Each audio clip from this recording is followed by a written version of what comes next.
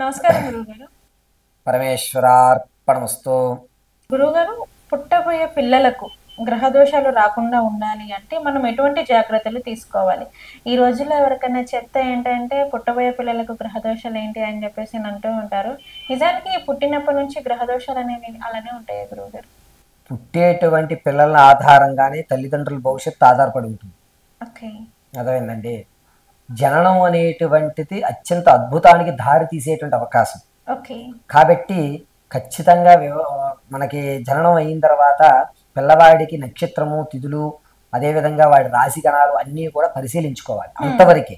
కానీ పూర్తి జాతకం రాయకూడదు. ఓకే. ఎందుకు అయ్యా అంటే పిల్లలు ఎవరికి జాతకాలు ఉండవు. 12 సంవత్సరాల వరకు జాతకాలు ఎవ్వరికీ జాతకాలు ఉండవు. ఉండవు. ఎవ్వరికీ ఉండవు. అందరూ ఒకటే. 12 సంవత్సరాల తర్వాత ఇండివిజువల్ జాతకాలు ఏర్పడతాయి. అయితే పిల్లలు పుట్టినప్పుడు వారి యొక్క నక్షత్రము, తిథి ఆధారపడి తండ్రి ఆధారపడి ఉంటాడు.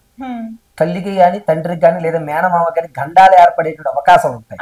ఎందుకు వెంటనే చెప్తూ ఉంటారు కదా గురువు. ఎందుకు అని అంటే మన సైన్స్ లోనే చెప్పింది. ఎవరికన్నా పరసపోదు పెద్ద వెళ్ళి నాకు జుట్టు కూరాలిపోతుందండి, బౌల్ హెడ్ వస్తుంది అనుకున్నానండి. డాక్టర్ గారు ఏమంటారు, సార్ మీ 4 ఫాదర్స్ ఎవరికైనా బౌల్ హెడ్ ఉందండి అని అడుగుతారు. మీ తాత ముత్తాతలకు ఉందండి, మీ మావయ్యలకు ఉందా అండి అని అడుగుతారు. మీ కుటుంబంలో ఎవరికైనా బౌల్ హెడ్ ఉందండి అని అడుగుతారు. అర్థం. దానికి ఇప్పుడు మీకు ఉండడానికి సంబంధం ఏంటి? డిఎన్ఏ.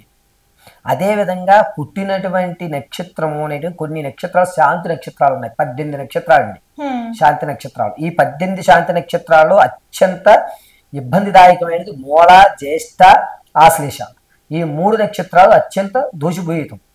వీటి వల్ల తల్లిదండ్రులకి ఇబ్బందులు కలిగేటువంటి అవకాశం ఏర్పడుతుంది. ఎలా ఇబ్బందులు కలుగుతాయి అంటే పుట్టిన వెంటనే కొంతమందికి ఉద్యోగం పోవడం, తన పుట్టిన తర్వాత కొన్ని ఇబ్బందుల వల్ల కానుపులోనే తల్లిలో చనిపోవడం, కొన్ని రోజుల తర్వాత ఇతనికి ఉద్యోగం పోవడం, ఇలాంటివి కొన్ని నక్షత్రాల వాళ్ళకి జరుగుతాయి.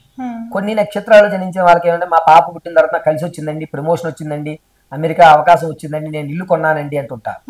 ఇలా వారి నక్షత్రాలు బట్టి ఆధారపడి ఉంటుంది. అయితే ఏ నక్షత్రంలో పిల్లల్ని మనం కనాలి, ఏ నక్షత్రంలో కనకూడదు, ఈ రోజు సిజరిన్లు కాబట్టి మనం ఇవన్నీ తెలుసుకుంటున్నాం. సిజరిన్స్ కాని రోజుల్లో ఏం చేసేవారంటే ఎలా జనించినా కూడా కొన్ని దోషాలు ఇబ్బంది పట్టిగా ఉంటాయి. ఎలా అంటే గర్భిణీ అయిన దగ్గర నుంచి కూడా ప్రతి నిత్యము కొన్ని క్రతువులు చేయాలి. ఇప్పుడు మామూలుగా గర్భిణీ అయిన తర్వాత ఆడవాళ్ళు కుర్చీలో కూర్చున్నప్పుడు కాళ్ళు ఇలా పెడతారు కదండి, ఈ బటన్ వీళ్ళు ఇలా నొక్కుంటూ ఉంటారు. ఇలా నొక్కడం వల్ల పేగు మెల్లో పడుతుంది పిల్లలకి. కొంతమంది పిల్లలు పేగు మెల్లో వేసుకుని పుడతారు.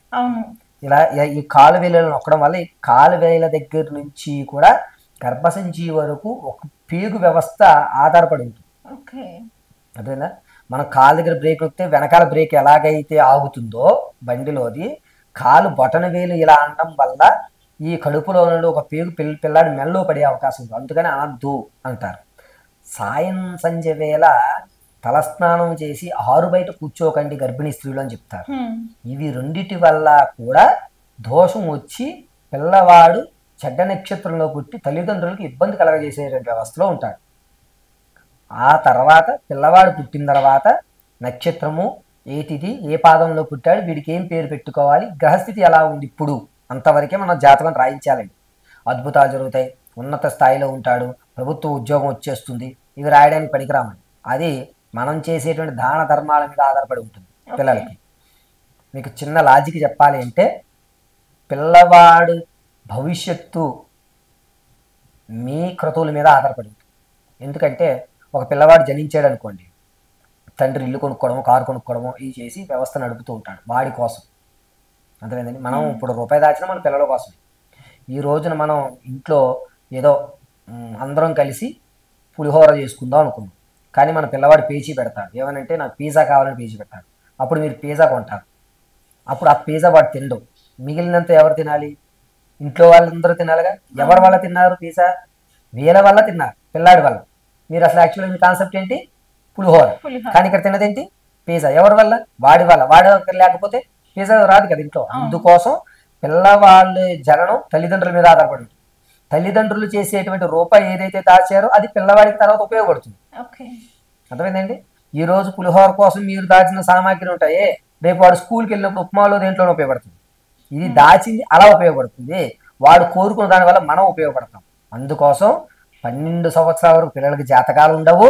ఒకవేళ కనుక జాతకంలో దూషితాలు ఏమన్నా ఉంటే కనుక శాంతి ఖచ్చితంగా చేయించవలసిందే. ఓకే గురుగారు, పుట్టబోయే పిల్లలకు గ్రహ దోషాలు రాకుండా ఎటువంటి జాగ్రత్తలు తీసుకుంటే మంచిది అనే వాటి గురించి అయితే మాకు చెప్పారు.